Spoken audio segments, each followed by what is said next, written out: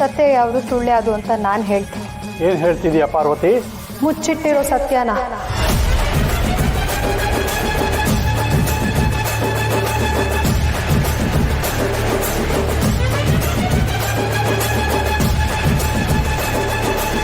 ಮುಚ್ಚಿಟ್ಟಿರೋ ಸತ್ಯನ? ಏನ್ ಪಾರು ಅದು? ಹೇಳ್ತೀನಿ, ಎಲ್ಲ ಹೇಳ್ತೀನಿ.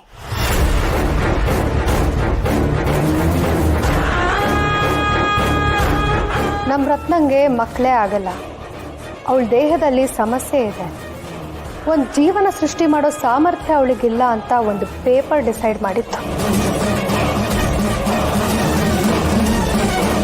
ಅದನ್ನೇ ನೀವೆಲ್ಲರೂ ನಂಬಿದ್ರಿ. ಅದೇ ನಮ್ಮ ಕೇಳಿ ನೋವು ಕೂಡ ಅನುಭವಿಸಿದ್ರಿ. ಅಯ್ಯೋ ಪಾಪ ಇವಳಿಗೆ ಹೀಗಾಗೋಯ್ತಲ್ಲ ಅಂತ ಎಲ್ಲರೂ ಕೂಗಿದ್ರಿ. ಆದರೆ ನಾನಿನ್ನೂ ಬದುಕಿದ್ದೀನಿ. ನನಗೆ ನನ್ನ ಆಜ್ಞೆ ಏನು ಅಂತ ಗೊತ್ತಿದೆ. ಅದಕ್ಕೆ ನಿಮ್ಮೆಲ್ಲರೂ ಮುಂದೆ ಬಂದು ನಿಂತು ಹೇಳ್ತಿದ್ದೀನಿ.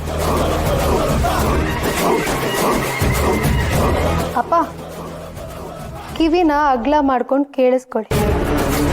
ನಿಮ್ಮ ಕೈಲಾಗಲ್ಲ ಅಂದರೆ ಛತ್ರಿ ಅಣ್ಣ ನಿಮ್ಮ ಪಕ್ಕ ಯಾವಾಗಲೂ ಇರ್ತಾರಲ್ಲ, ಸ್ವಲ್ಪ ಅಗ್ಲ ಮಾಡಿ ಇಟ್ಕೊಳ್ಳಿ, ಕೇಳಿಸ್ಕೊಳ್ಳಿ.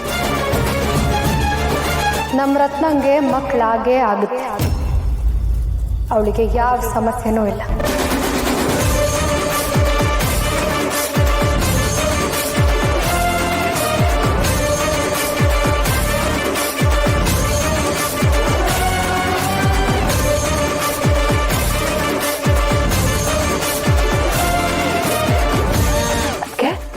ಭೂಮಿಗೆ ಬಿದ್ದ ಬೀಜ ಹೆಮ್ಮರಾಗೋದು ಎಷ್ಟು ಸತ್ಯನೋ, ನಮ್ಮ ರತ್ನಂಗೆ ಮಕ್ಕಳಾಗುತ್ತೆ ಅನ್ನೋದು ಅಷ್ಟೇ ನಿಜ.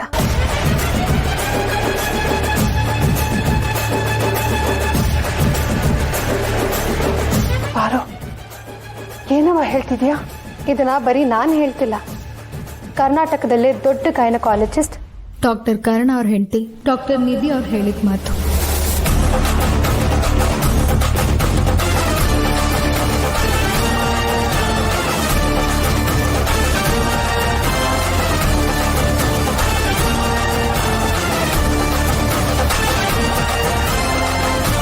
ಪಾರು, ಏನ್ ಹೇಳ್ತಿದ್ದೆ ಪಾರು? ನಿಧಿ ಮೇಡಮ್ಮು ರತ್ನ ನೋಡಿದ್ರ? ಹೇಳ್ತೀನಿ ಮಾವ. ನೋಡಿ, ನಮಗೆ ಊಹೆನೂ ಮಾಡೋಕ್ಕಾಗದೇ ಇರೋಂಥ ಈ ಥರ ರಿಪೋರ್ಟ್ಸ್ ಬಂದಾಗ ನಾವು ಗಾಬರಿ ಆಗೋದಲ್ಲ, ಬದಲಾಗಿ ಯಾವಾಗಲೂ ಸೆಕೆಂಡ್ ಒಪಿನಿಯನ್ ತಗೋಬೇಕು.